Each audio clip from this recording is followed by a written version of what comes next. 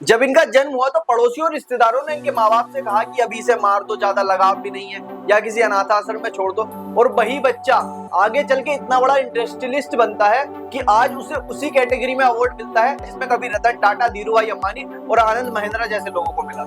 ये movie biopic है श्रीकांत बोला जी की, और उनका किरदार इस मूवी में प्ले कर रहे हैं राजकुमार राव। उनकी स्टोरी इस तरह से शुरू होती है कि जब उनका जन्म हुआ वो बचपन से ही नहीं देख सकते थे। पड़ोसियों ने, रिश्तेदारों ने, सबने उनके माँ बाप से कहा कि भाई मार दो, कोई लगाव भी नहीं है, इसे अभी अपना दूध भी मत पिलाओ, तो जितना हो सकता है कम से कम लगाव रखो और मार दो, खत्म कर दो, और भगवान से दुआ करो कि अगली बार अच्छा बच्चा पैदा हो। उनके पिता इन सब के बकाये में आके एक बार कोशिश भी करते हैं, लेकिन उनकी मम्मी उन्हें रोक लेती है। जब ये गांव के स्कूल में जाते हैं तो ना देख पाने की वजह से इन्हें लोग बुली करते हैं, बहुत सारी चीजें बोलते हैं। तभी इन्हें पता चलता है कि बाहर हैदराबाद में एक ऐसा स्कूल है जो इन जैसे ही बच्चों के लिए बना है। ये थोड़ी सी सोच लगा के वहां पे इनका एडमिशन करा देते हैं, और यहाँ से इनकी स्टोरी पूरी तरह पलट जाती है, क्योंकि ये यहाँ पे बहुत अच्छे से पढ़ाई करते हैं और 10th में 96% मार्क्स लाते हैं, फिर भी अपनी पसंद की स्ट्रीम नहीं ले पाते। इससे परेशान होकर इंडियन एजुकेशन सिस्टम पे कर देते हैं केस, और 6 महीने केस लड़ने के बाद फाइनली इन्हें एडमिशन मिल जाता है। और इन्हीं की वजह से आज पूरे देश में कहीं भी कोई भी विजुअली चैलेंज बच्चा 10th और 12th में अपनी मनपसंद स्ट्रीम ले सकता है। और यही इनके साथ होता है फिर से कि जब ये ग्रेजुएशन में जाते हैं, फिर सेम चीज की तुम आर्ट्स में तो एडमिशन ले सकते हो, लेकिन साइंस का ऑप्शन तुम्हारे लिए नहीं है।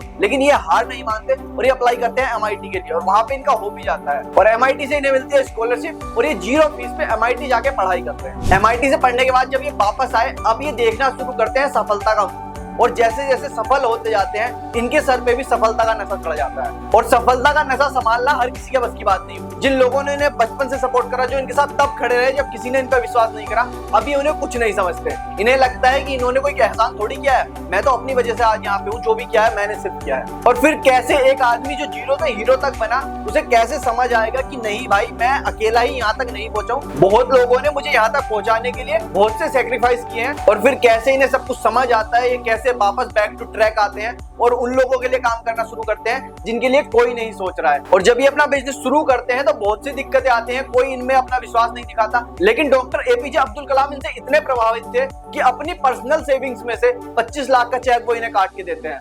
और वो चेक देखने के बाद बहुत सारे इन्वेस्टर को भी इन पे भरोसा आता है और वो भी इनमें इन्वेस्ट करते हैं। और फिर कैसे ये अंधे आदमी से इंडस्ट्रियलिस्ट बनते हैं, वो पूरी कहानी हमें इसमें देखने को मिलती है।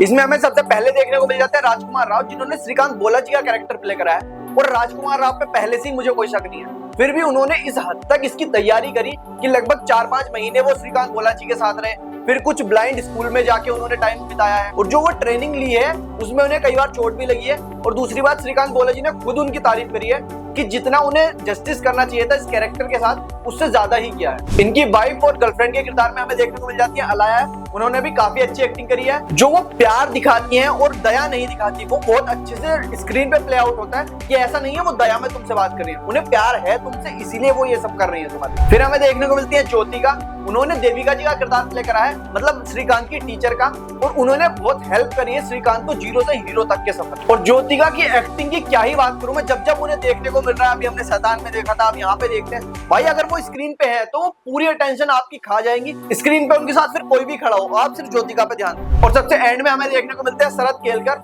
शरद केलकर ने उनके दोस्त का किरदार प्ले करा है, जिसने उन पे विश्वास दिखाया उस समय में जब कोई भी इन्वेस्टर उन्हें पैसे देने को तैयार नहीं था। देखो सबसे जरूरी सवाल कि क्या ये मूवी आपको देखनी भी चाहिए या नहीं, तो मेरी तरफ से तो ये मस्ट रिकमेंडेड है।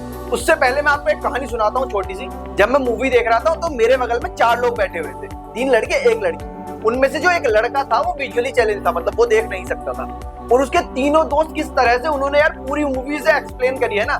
शुरू में जब वो बोल रहे थे तो मुझे अजीब सा लगा कि यार क्या कर रहे हो तुम यहाँ पे थिएटर में बैठ के, ये मत करो मेरे बगल। लेकिन फिर मुझे पता चला कि भाई ये बंदा नहीं देख सकता, और वो यार इतने प्यार से उसपे, ये नहीं उसे दया में समझा रहे थे, वो बिल्कुल दोस्ती में और इतने अच्छे से उसे उन्होंने पूरी मूवी समझाई है ना।